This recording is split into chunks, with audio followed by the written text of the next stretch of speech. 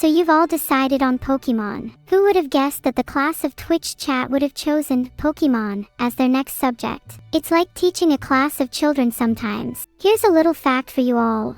Did you know that the concept of Pokémon was inspired by Satoshi Tajiri's childhood interest in collecting creatures? And that he initially envisioned the Pokémon games as being on the Game Boy, with the idea of link cables allowing players to trade their collections. The idea of trading collections was core to Tajiri's vision of Pokémon because he wanted to capture the essence of physically trading things with friends as a child. I think that really speaks to the heart and success of Pokémon. It's just a deeply nostalgic experience to a lot of people. Some of my fondest childhood memories are trading collections with friends.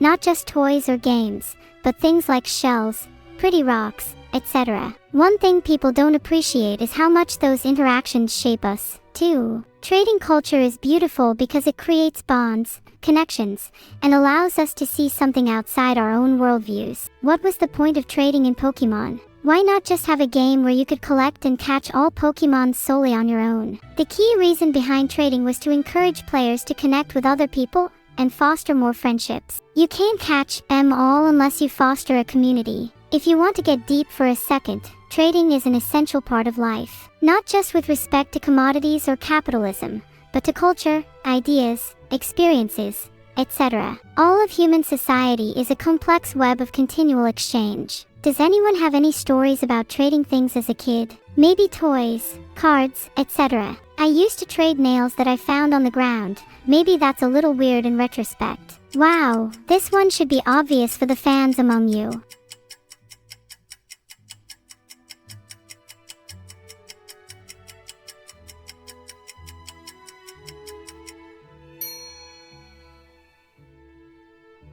I wonder how many people will remember Clefairy being the original mascot of Pokémon.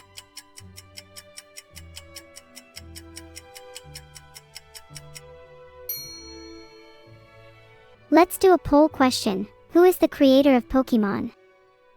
A. Satoshi Tajiri. B. Shigeru Miyamoto. C. Ken Sugimori. D. Junichi Masuda. This should be an easy 151 for those of you who actually care about Pokémon.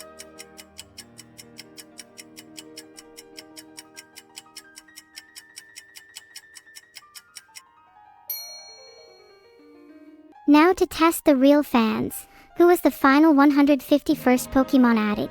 With a question like that, you can bet that the answer is always going to be Mew.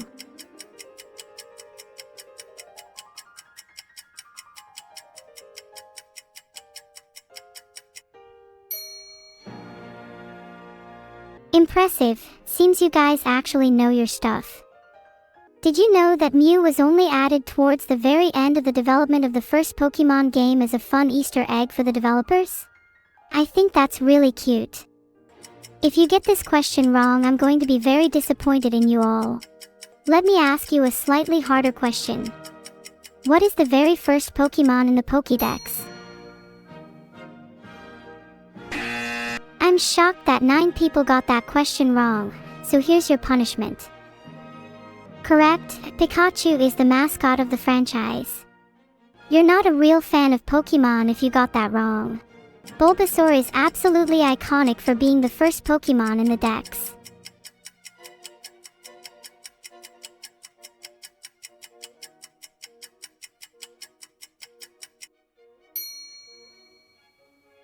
Whoever was the one person that got that question wrong, I hope you don't take the test. I'll be very interested to see if any serious Pokémon fans know the real answer to this one.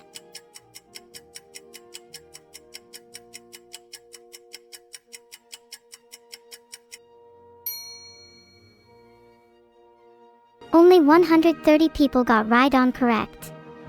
I'm surprised, this is actually a pretty popular trivia fact. This one's too easy, let's see if you guys get it without me having to say any more.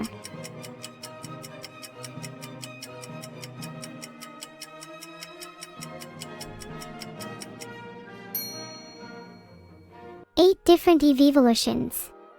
What do you guys think will be the next type to be added? I think a dragon type evolution would be really cool.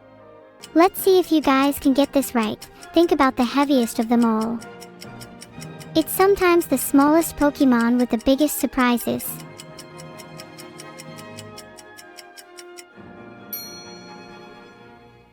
Bonus. What is the lightest Pokémon? Let me ask the question a bit differently. What is the lightest Pokémon, Ghastly, Haunter, or our previous answer Cosmoem?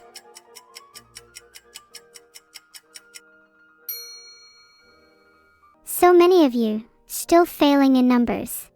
It's sad. Ghastly is lighter than air, so it's the lightest Pokémon. Which kind of makes sense since it's literally a ball of gas. Water type is so common in Gen 1, but it balances out with how many cool Pokémon are in there.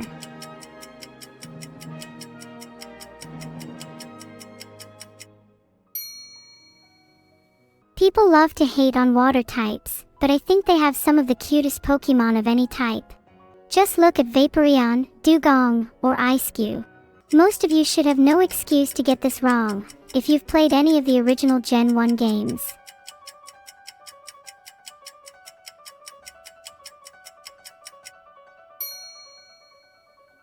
Come on guys, that's a fake trivia fact I just lied about.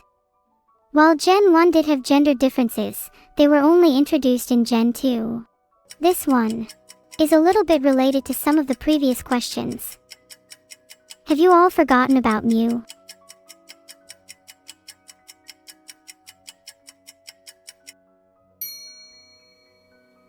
People are getting the questions correct now.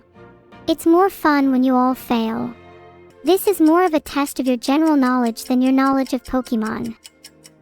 It's decent trivia to know when Pokémon was first released.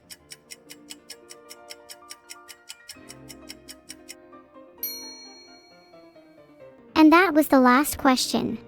Congratulations to everyone who got 1996, which is almost 3 whole decades ago now. Can you believe that? Congrats to Kilo_the_green_minstrel for finally overtaking Vedal.